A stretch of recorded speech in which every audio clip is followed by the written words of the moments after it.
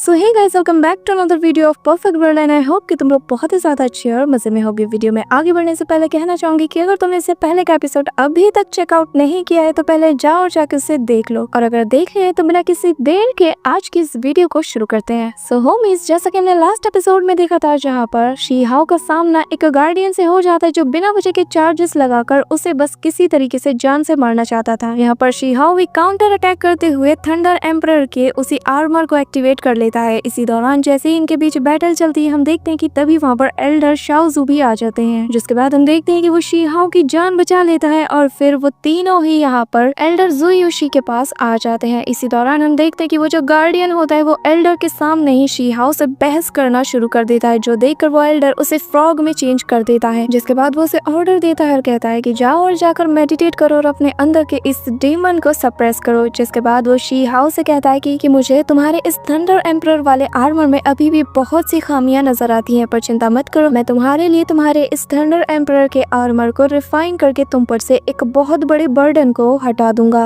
और अब आगे तो हमारे एपिसोड की स्टार्टिंग में ही हमें दिखाया जाता है जहाँ पर वो एल्डर अपने एक साथी के साथ वहाँ पर एक एंशिएंट रिचुअल को स्टार्ट कर देता है, जिसके सेंटर में हम शी हाओ को थंडर एम्परर के उस आर्मर को पहने हुए बैठा हुआ देखते हैं, जहाँ पर हम देखते हैं कि ये सभी लोग वहाँ पर किसी स्पेल को कास्ट करते हुए एक रिचुअल को बहुत डीपली परफॉर्म कर रहे होते हैं, जिससे शी हाओ को पेन भी होता है, लेकिन वो अच्छे से जानता था कि ये करना बहुत ही ज्यादा जरूरी है। इसी दौरान हम देखते हैं कि शी हाओ को उसी एंशिएंट वर्ल्ड से रिलेटेड बहुत से सीन्स उसके आंखों के सामने आते हैं जो कि बहुत ही ज्यादा धुंधले होते हैं, जहाँ पर एक टाइप की वॉर चल रही होती है जिसमें कि शी हाओ पर बहुत से अटैक कर रहे होते हैं। यहाँ पर हम देखते हैं कि उस रिचुअल की वजह से शी हाओ के पीछे एक 3 आई बीस्ट की पावरफुल सी सोल भी आ जाती है, जिन्हें की इन लोगों ने फॉर्मेशन में जकड़ा हुआ था। इसी के नेक्स्ट सीन में हम देखते हैं कि शी हाओ जो सीन्स अपनी नजरों के सामने देख रहा होता है उसमें वही जायंट सोल की बॉडी होती है जिस पर कि ये लोग दे दनादन अटैक कर रहे होते हैं। इसके साथ ही एक बड़ी सी स्वॉर्ड भी उसे हिट हो जाती है, जिससे हम देखते हैं कि शी हाओ को बहुत ही ज्यादा पेन होता है। इसी दौरान वो एल्डर वहाँ पर एक स्क्रॉल को ओपन करता है, जिसके बाद पास खड़े जो सारे लोग थे वो भी सेम चीज को फॉलो करते हुए अपने ब्लड का एक कतरा उस पर लगा देते हैं, जिससे हम देखते हैं कि वो जो स्क्रॉल था वो सारा ब्लड उसमें अब्सॉर्ब हो जाता है और फिर वो एक पावरफुल से फॉर्मेशन को एक्टिवेट कर देता है, जिससे एक बड़ा सा गोल्डन ड्रैगन बाहर निकलता है जो कि उस थंडर एम्परर के आर्मर को पूरी तरीके से रिफाइन कर देता है। साथ ही उससे जुड़ा हुआ जो जायंट सोल थी वो भी यहाँ पर गायब हो जाता है। इसी के साथ फाइनली हम देखते हैं कि थंडर एम्परर के उस आर्मर को यहाँ पर इन लोगों ने फाइनली रिफाइन कर दिया था, जो कि अब पहले से कई गुना ज्यादा पावरफुल भी हो चुका है। जिसके बाद वो एल्डर शी हाओ को अपने पास बुलाते हुए कहता है कि तुम्हारा फ्यूचर बहुत ही ज्यादा ब्राइट होने वाला है, लेकिन मैं तुम्हें एक और चीज देता हूँ। जो कहते साथ ही वो एल्डर वहाँ पर एक ऐसे फॉर्मेशन को एक्टिवेट कर देता है जो कि 9 हेवेंस और 10 अर्थ्स को कनेक्ट करता है, जो देखकर शी हाओ बहुत ही ज्यादा खुश हो जाता है और वो उन्हें ग्रीट करने लगता है। जिसके बाद हम देखते हैं कि वो फॉर्मेशन शी हाओ को सीधा एक्सटेंशन प्लेटफॉर्म स्पिरिचुअल रियलम में टेलीपोर्ट कर देता है, एक ऐसी जगह जहाँ पर स्पिरिचुअल एनर्जी बहुत ही ज्यादा रिच है। इसी दौरान वो वहाँ पर काफी सारे डिसाइपल्स को देखते हैं जो कि एक ही जगह पर थक हार कर बैठ चुके हैं। साथ ही हमें एक ओल्ड मैन को भी दिखाया जाता है जो कि यहाँ पर बैठकर कॉइन्स को हाथों में लेकर कुछ रीड करने की कोशिश करता है। इसी दौरान हम देखते हैं कि वहाँ पर शी हाओ आ जाता है और वो आते साथ ही उस ओल्ड मैन से कहता है कि सीनियर, क्या आप बता सकते हैं कि क्या ये तियानशन एकेडमी है? जिस पर हम देखते हैं कि वहाँ मौजूद एक डिसाइपल कहने लगता है कि आखिर ये तियानशन एकेडमी क्या है और ये कब स्टैब्लिश हुई थी, क्योंकि मैंने तो बस आज तक इमॉर्टल कोड और हेवनली कोड के बारे में ही सुना है, तो भला ये तियानशन एकेडमी क्या चीज है? इसी दौरान वो ओल्ड मैन शी हाओ के पास आकर उससे अच्छे से एग्जामिन करते हुए कहने लगता है कि मैं नहीं जानता कि तुम कौन हो, लेकिन तुम बहुत ही ज्यादा डिफरेंट नजर आते हो, इसीलिए मैं तुम्हें बताना चाहता हूँ कि हम सभी यहाँ पर आकर अटक गए हैं और हमें वापस जाने का रास्ता नहीं मिल रहा। लेकिन हो सकता है कि हमारे लिए तो ये जगह एक केज की तरह है, लेकिन तुम्हारे लिए कोई अपॉर्चुनिटी हो। जिस पर शी हाओ सोचने लगता है कि आखिर मैं किस जगह पर आ गया हूँ और यहाँ मुझे कैसी अपॉर्चुनिटी मिल सकती है। इसी दौरान हम देखते हैं कि पास खड़ा एक बंदा शी हाओ से कहने लगता है कि इसकी बात मत सुनो, ये बस हमें भटका रहा है। जिस पर शी हाओ कहने लगता है कि मेरे पास चिट चैट के लिए टाइम नहीं है, तो मुझे बताओ कि आखिर मुझे करना क्या होगा। जिस पर वो ओल्ड मैन से कहने लगता है कि तुम्हें इस प्लेटफॉर्म को दोबारा से रिबिल्ड करना होगा और अगर तुम इसमें कामयाब हो गए तो तुम्हें यहाँ से निकलने का रास्ता भी मिल जाएगा। जो सुनते ही हम देखते हैं कि शी हाओ सीधा जाकर वहाँ मौजूद एक जगह पर सेंटर में बैठ जाता है और फिर वो कल्टीवेशन करना स्टार्ट कर देता है, जिसके बाद वो एक के बाद एक फॉर्मेशन को ओपन करता है और फिर वो वहाँ मौजूद वहाँ की एनर्जी को अब्सॉर्ब करके उसे समझना शुरू कर देता है। जिसके बाद हम देखते हैं कि वो अपनी पावर की मदद से आसपास के स्टोन्स को कलेक्ट करके उस जगह के टूटे हुए पार्ट को दोबारा से रीबिल्ड कर देता है, जो देखकर आसपास के सारे लोग बहुत ही ज्यादा शॉक्ड हो जाते हैं और वो लोग कहने लगते हैं कि क्या आज सच में हम लोग इस जगह से निकल पाएंगे। इसी दौरान हम शी-हाओ को देखते हैं, जहाँ पर जैसे ही उसने इस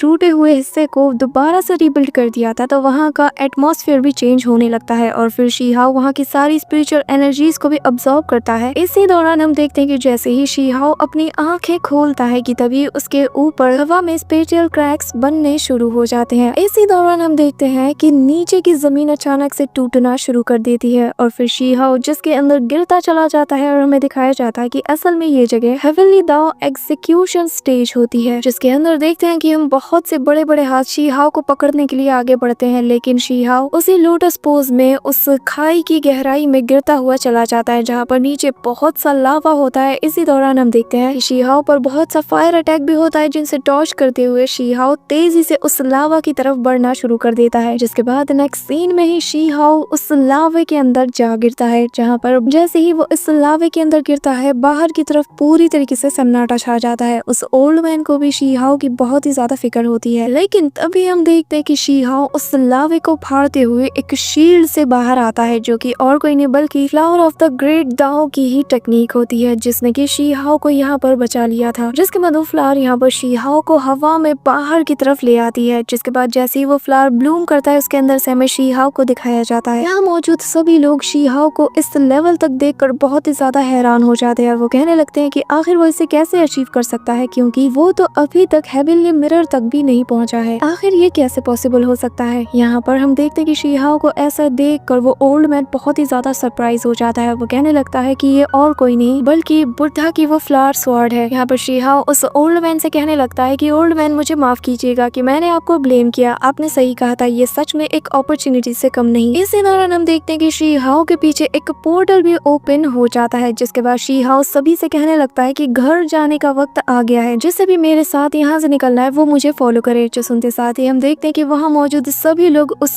पोर्टल की तरफ दौड़ना शुरू कर देते हैं और फिर एंड में शी-हाओ भी उस पोर्टल के अंदर एंटर हो जाता है। इसी के साथ गाइस नेक्स्ट सीन में हम देखते हैं कि यहाँ पर ये लोग उस पोर्टल के जरिए से बाहर आ जाते हैं, जहाँ पर आते साथ ही वो ओल्ड मैन और पास खड़ा एक आदमी उसका शुक्रिया अदा करते हैं। जहाँ पर दूसरा बंदा कहता है कि मैं चैन फैमिली से हूँ और अगर फ्यूचर में मेरे सेवियर को कोई भी प्रॉब्लम आती है तो चैन फैमिली आपका हमेशा जरूर साथ देगी। इसी दौरान वो बंदा शी-हाओ से उसका नाम पूछता है कि तभी हम देखते हैं कि वहाँ पर एक आदमी इतनी बुरी डकार मारता है कि चारों तरफ बदबू फैल जाती है। इसके बाद हमें उसी पर्सन को दिखाया जाता है जो कि कहने लगता है कि ये 3008 का एक वेस्टलैंड है, आखिर तुम लोग यहाँ पर क्या कर रहे हो। यहाँ पर हम देखते हैं कि जैसे ही ये अपना मुंह खोलता है यहाँ पर बहुत बुरी स्मेल छा जाती है, जिस पर एक बंदा वहाँ पे कहता है कि आखिर तुम हो कौन। जिस पर वो आदमी अपने साके के बोतल को हिलाते हुए कहने लगता है कि मैं इस सिटी का गवर्नर हूँ और मैं तुम सबकी हिम्मत की दाद देता हूँ कि तुम लोगों ने मेरी परमिशन के बिना यहाँ का जो टेलीपोर्टेशन अरे है उसे ओपन कर लिया। ये कहते साथ ही वो अपने साके को एक पावरफुल नीडल में चेंज करके उन सभी पर अटैक करने के लिए रेडी हो जाता है। यहाँ पर वो सभी लोग ये देखकर शॉक्ड हो जाते हैं और फिर वो गवर्नर आगे कहता है कि तुम लोगों की हिम्मत की तो दाद देनी होगी कि तुमने मेरी इजाजत के बगैर इस टेलीपोर्टेशन अरे को एक्टिवेट कर लिया। यहाँ पर हम देखते हैं कि वो ओल्ड मैन उसे देखते साथ ही कहने लगता है कि मुझे अपनी आंखों पर यकीन नहीं होता कि मेरे सामने युआन फैमिली का सबसे स्ट्रॉन्गेस्ट पर्सन मौजूद है, जो कि अपने जमाने में बहुत ही ज्यादा पावरफुल हुआ करता था। यहाँ पर हम देखते हैं कि पास खड़े बाकी दो लोगों में से भी एक को याद आ जाता है कि आखिर ये कौन है और फिर वो भी कहने लगता है कि हाँ आपने सही कहा और इसकी पावर इस हद तक स्ट्रॉन्ग है कि ये जाने माने सेक्ट के किसी टॉप एल्डर को भी चुनौती दे सकता है और जिसे कि एक हाफ स्टेप सुप्रीम भी कहा जाता है और जो कि इस टेलीपोर्टेशन अरे का शायद गार्डियन है। इसी के साथ हम देखते हैं कि युआन किंग वहाँ पर लेटकर साके को पी रहा था, लेकिन हम देखते हैं कि नेक्स्ट सीन में ही वो शी-हाओ पर बहुत ही इंटेंस अमाउंट में प्रेशर डालना शुरू कर देता है। साथ ही उसके साथ जितने भी लोग थे वो उन पर भी प्रेशर डाल रहा होता है। यहाँ पर हम शी-हाओ को देखते हैं जिसे कि यकीन हो गया था कि उसके सामने जो बंदा खड़ा है वो कोई मामूली इंसान तो नहीं है, लेकिन उसे समझ नहीं आ रहा था कि आखिर वो इस जगह पर टेलीपोर्ट कैसे हो गया और इसका इतने स्ट्रॉन्ग पर्सन से मिलने के पीछे का मतलब क्या है। क्यों मैं जब भी तियानशिन एकेडमी की तरफ जाता हूँ तो मेरा सामना किसी गार्डियन से ही हो जाता है। यहाँ पर ये कहते साथ ही वो उसी गार्डियन को याद करने लगता है जिसने की शी-हाओ पर बिना वजह के चार्जेस लगाकर उसे डेथ सेंटेंस की सजा सुनाई थी। जिसके बाद शी-हाओ अपने मन में कहने लगता है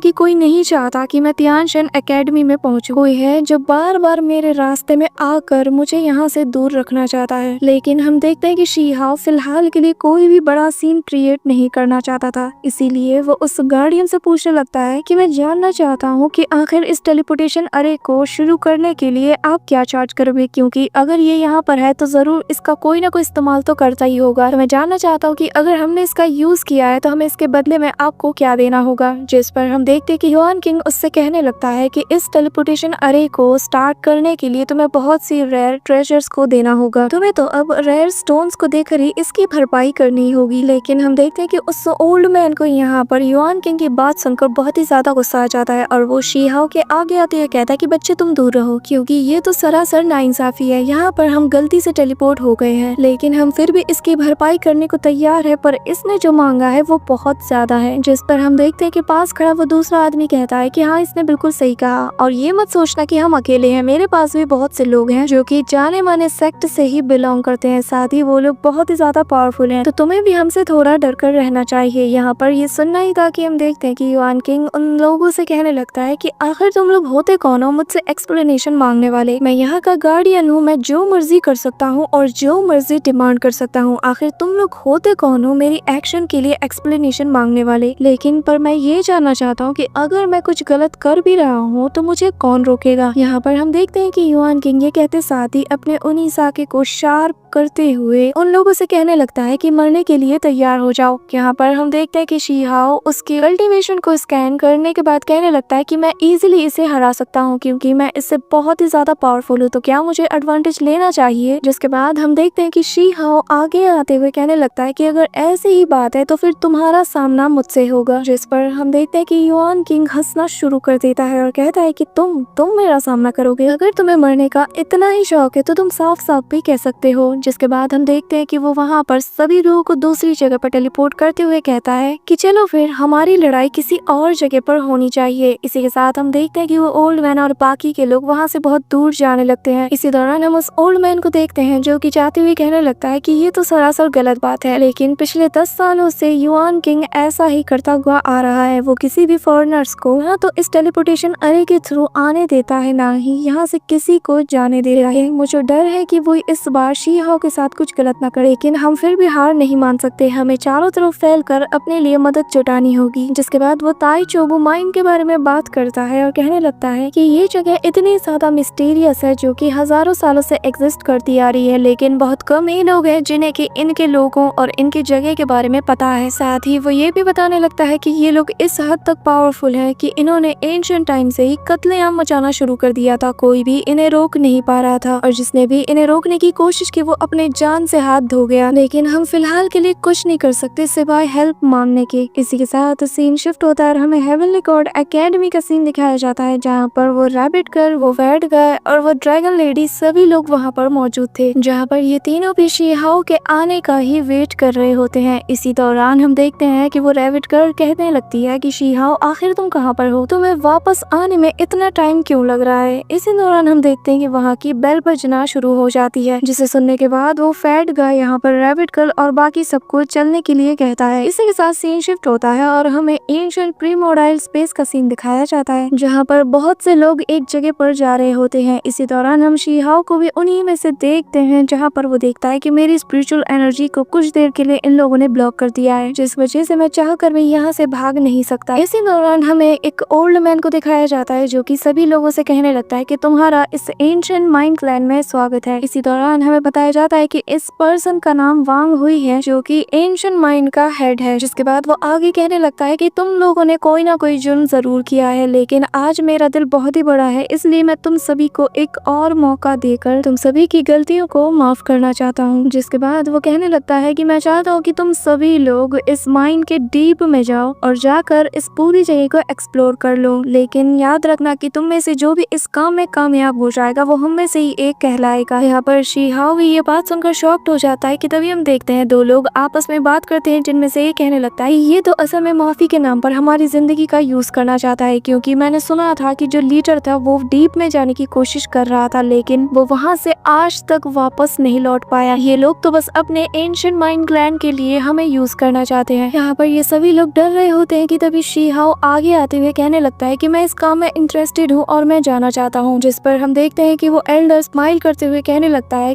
कि तुम में बहुत ज्यादा दम है, और फिर वो एक स्पिरिट स्टोन को उसकी तरफ थ्रो करता है जिससे कि वो शी हाओ की कल्टीवेशन को चेक कर सके, और फिर वो कहने लगता है कि तुम तो बहुत ही ज्यादा टैलेंटेड हो। जिसके बाद हम देखते हैं कि वो एक फॉर्मेशन को उसके ऊपर लगा देता है, जिसके साथ ही नेक्स्ट सीन में हम देखते हैं कि शी हाओ उस माइन के अंदर पहुंच जाता है, जहाँ पर वो वॉइस उसे बताती है कि मेरी जो एल्डर है वांग शी वो ऑलरेडी तियानशिन एकेडमी की एक डिसाइपल है, इसके लिए हमें हेल्प की भी जरूरत है। यहाँ पर हम देखते हैं कि शी हाओ के आसपास वो शील्ड उसे प्रोटेक्ट करने के लिए चारों तरफ से उसके आसपास ग्लो कर रहा था। जिसके बाद वो ओल्ड वॉइस उसे आगे बताती है कि जब एंशिएंट माइंड के अंदर लाइफ को पाया गया तो सभी लोग बहुत ही ज्यादा हैरान हो गए, क्योंकि ये हेवन एंड अर्थ के डेस्टिनी को भी बदल सकती थी। साथ ही जो तुम्हारी फेरी स्पिरिट है वो यहाँ एंशिएंट माइंड में पाई जाने वाली फेरी ऑब्जेक्ट से बहुत ही ज्यादा सिमिलर है। जिसके बाद हम देखते हैं कि शी हाओ की वो जो स्पिरिट थी वो वहाँ पर चट्टानों में लगे बने हुए कुछ मार्क्स की तरफ अट्रैक्ट होना शुरू कर देती है, जिससे वो मार्क्स भी ग्लो करने लगते हैं। इसी दौरान वो वॉइस उसे कहने लगती है कि मैंने तुम्हारे लिए एक स्पेशल ट्रेजर को तैयार करके रखा है और मुझे उम्मीद है कि ये तुम्हें एक अच्छा स्टार्ट देगी। ये कहते साथ ही हम देखते हैं कि शी हाओ एक बहुत ही गहराई में खुद को बहुत ही तेजी के साथ गिरता हुआ पाता है, लेकिन जैसे ही वो वहाँ पर लैंड करता है वो कहने लगता है कि मुझे जल्द से जल्द उस चीज को ढूंढना होगा, वरना सारी मेहनत बेकार हो जाएगी। इसी दौरान उसके सामने एक ओल्ड मैन होता है जो कि आते साथ ही शी हाओ पर अटैक करके उसे एक दूसरी जगह पर टेलीपोर्ट कर देता है, जिसे कि एंशिएंट इमॉर्टल एरा भी कहा जाता है। जिसके बाद जैसे ही शी हाओ यहाँ पर पहुँचता है वो देखकर कहने लगता है कि यहाँ से निकलना किसी आम इंसान के लिए बहुत ही ज्यादा मुश्किल बात है, क्योंकि ये जगह किसी कैद से कम नहीं। यहाँ पर हम देखते हैं कि ऐसे ही करते करते शी हाओ बहुत डीप तक चला जाता है, जहाँ पर साथ ही एक जगह पर उसका सामना एक जायंट स्पाइडर से हो जाता है, जो कि आते साथ ही शी हाओ पर अटैक कर देता है, जिससे शी हाओ डॉज करने की कोशिश करता है, लेकिन वो दूर जाकर गिर जाता है और हम देखते हैं कि शी हाओ बुरी तरीके से इंजर्ड भी हो जाता है, इवन कि इसके मुंह से खून तक निकल आता है। अभी यहाँ पर मैं तुम्हें बता दूं कि क्योंकि शी हाओ की पावर को अभी इन लोगों ने सील कर दिया है, तो इसलिए वो उससे फुल पोटेंशियल तक यूज नहीं कर पा रहा। इसी के साथ नेक्स्ट सीन में हम देखते हैं कि शी हाओ जैसे ही अपनी आंखें खोलता है उसके सामने एक पॉन्ड सा होता है जो कि एलेक्सर ऑफ लाइफ है। यहाँ पर शी हाओ भी कंफ्यूज हो रहा था कि आखिर ये जगह कौन सी है, कि तभी उसकी नजर एक चीज पर जाती है जो कि पहले दिखने में किसी ब्रांच टाइप की लग रही थी, लेकिन नेक्स्ट सीन में हम देखते हैं कि वो ब्रांच असल में एक इमॉर्टल बीस्ट में कन्वर्ट हो जाती है, जो कि शी हाओ को देखते साथ ही उस पानी में से जंप करके बाहर आ जाती है और फिर वो शी हाओ से दूर दौड़ने लगता है, जो देखकर हम देखते हैं कि शी हाओ अपनी पावर को एक्टिवेट करते हुए उसे रोकने की कोशिश करता है, लेकिन हम देखते हैं कि वो इस काम में नाकाम हो जाता है और वो बीस्ट वहाँ से चला जाता है। जिस पर शी हाओ कहता है कि आखिर अभी अभी मैंने क्या देखा, एक इमॉर्टल बीस्ट, वो भी एक ऐसी जगह पर। जिसके नेक्स्ट सीन में हम देखते हैं कि शी हाओ उस पॉन्ड के पास आकर अपना हाथ उसमें डुबोता है, जहाँ पर शी हाओ जैसे ही अपना हाथ उस पॉन्ड में डुबोता है वो पाता है कि इसमें बहुत ही ज्यादा स्पिरिचुअल एनर्जी मौजूद है। इसी के साथ हम देखते हैं कि नेक्स्ट सीन में शी हाओ वहाँ पर एक बैरियर को लगा देता है उस पूल के सराउंडिंग में, ताकि कोई भी बीस्ट वहाँ पर उस पर अटैक ना कर दे। जिसके बाद शी हाओ जंप करके सेंटर में बनी एक जगह पर जाकर बैठ जाता है और कल्टीवेशन करना शुरू कर देता है, जहाँ पर हम देखते हैं कि वो कल्टीवेट करते हुए उस जगह की सारी स्पिरिचुअल एनर्जीज को अपने अंदर अब्सॉर्ब करने में लग जाता है। इसी के साथ सीन शिफ्ट होता है और हमें हेवनली गॉड एकेडमी के सिल्वर मून लेक का सीन दिखाया जाता है, जहाँ पर दो लोग शी हाओ के बारे में ही बात कर रहे होते हैं कि हमने सुना है कि वो 2 महीने से लापता है और हमारे थर्ड एल्डर उसके लिए लगातार सर्च कर रहे हैं, लेकिन किसी को भी अब तक उसके बारे में कुछ भी पता नहीं चला और अब तो मुझे ये लगता है कि शायद वो जिंदा भी नहीं होगा। इसी के साथ सीन शिफ्ट होता है और हमें युआन किंग को दिखाया जाता है, जहाँ पर हेवनली गॉड एकेडमी का ही एक डिसाइपल आकर उसे इन्फॉर्म करते हुए कहता है, युआन किंग आपका बहुत शुक्रिया, क्योंकि आपकी वजह से ही अब वुलिंग तियांग की बॉडी उस डिजास्टर में से फ्री हो चुकी है। आपने उसे बहुत ही अच्छा सबक सिखाया है। जिस पर वो कहने लगता है कि इसमें शुक्रिया की कोई बात नहीं, क्योंकि जो भी यहाँ पर मेरे इलाके में ट्रबल करने की कोशिश करेगा उसका यही अंजाम होगा। इसी के साथ सीन शिफ्ट होता है और हमें जेसिका को दिखाया जाता है, जहाँ पर वो एक जगह पर लेटकर सोच रही होती है कि इस बार शी हाओ बहुत ही ज्यादा मुश्किल में है, तो भला उसे इतने मुश्किल में देखकर मुझे खुशी क्यों नहीं हो रही। यहाँ पर वो इन्हीं सब ख्यालों में होती है कि तभी उसके सामने किंग ये भी आ जाती है और वो आते साथ ही कहने लगती है कि मैं तुम्हारे साथ मर्ज होना चाहती हूँ, ताकि मैं उसके लिए बदला ले सकूं। यहाँ पर ये सुनते ही जेसिका अपने स्वॉर्ड से उस पर अटैक करने का नाटक करते हुए उसके आगे आ जाती है और कहने लगती है कि अभी वक्त सही नहीं, लेकिन तुम और मैं हमारी जनरेशन के सबसे पावरफुल रूलर बन चुके हैं, तो इसलिए मर्ज होना है या नहीं ये डिसाइड तुम अकेले नहीं कर सकती। लेकिन अगर ऐसा होता भी है तो मैं तुम्हें बता दूं कि तुम्हें उससे जुड़े सारी बेफालतू के ऑब्सेशंस को खत्म करना होगा। यहाँ पर वो साफ इनकार करते हुए हम देखते हैं कि जेसिका वहाँ से चली जाती है। इसी के साथ से सीन शिफ्ट होता है और हम देखते हैं कि रैबिट गर्ल और उसके दोस्तों को यहाँ पर मून स्पिरिट और कैंग मिंग आकर चढ़ाते हुए कहने लगते हैं कि क्या हुआ, वो अभी तक नहीं आया। मुझे तो लगता है कि वो एंशिएंट टाइम में सॉइल बनकर रह गया होगा। इसी दौरान हम देखते हैं कि वो गोल्डन किलिंग वहाँ पर आते साथ ही उस मून स्पिरिट को धक्का दे देता है, जिसे देखकर उसे बहुत ही ज्यादा गुस्सा आने लगता है और वो कहने लगती है कि लगता है कि तुम लोगों की अकड़ ठिकाने लगानी होगी। लेकिन तभी वहाँ पर एक आदमी आ जाता है और इन सभी को रोक देता है और कहने लगता है कि बिना वजह की आपस में फाइट करना बंद करो। इसी दौरान वहाँ पर जी यून भी आ जाता है और आते साथ ही शीहाओ के बारे में बकवास करना शुरू कर देता है, जो देखकर शीहाओ के ब्रदर को बहुत ही ज्यादा गुस्सा आ जाता है और फिर हम देखते हैं कि वो दोनों ही एक दूसरे पर अटैक करना शुरू कर देते हैं। लेकिन यहाँ पर तभी थर्ड एल्डर आते साथ ही कहने लगता है कि तुम लोग आपस में लड़ना बंद करो, क्योंकि मैं तुम सभी को एक इम्पोर्टेंट बात बताने आया हूँ। और फिर वो बताने लगता है कि कल से तुम लोग भी अगर चाहो तो उसी ताइचू बोन माइनिंग में जाकर प्रैक्टिस कर सकते हो। यहाँ पर उस एंशिएंट माइन का नाम सुनते साथ ही वो मून स्पिरिट कहने लगती है कि आखिर इतनी डेंजरस जगह पर कौन जाना चाहेगा, हालांकि ये एक बहुत बड़ी अपॉर्चुनिटी है। स्टिल यहाँ पर वो ये सारी बात कह रही होती है कि तभी हम देखते हैं कि वो गोल्डन किलिंग दोबारा से इस पर अटैक कर देता है। इसी दौरान वो फैट गए आसमान की तरफ देखते हुए कहने लगता है कि शी हाउ तुम्हें जल्द से जल्द वापस आना होगा मेरे भाई। So that's it for today guys. I hope कि तुम सबको आज की वीडियो बहुत ही ज्यादा पसंद आई होगी। अगर हाँ तो वीडियो को लाइक करना, चैनल पे नए हो तो सब्सक्राइब करना। तो मिलते हैं नेक्स्ट वीडियो में, तब तक के लिए बाय।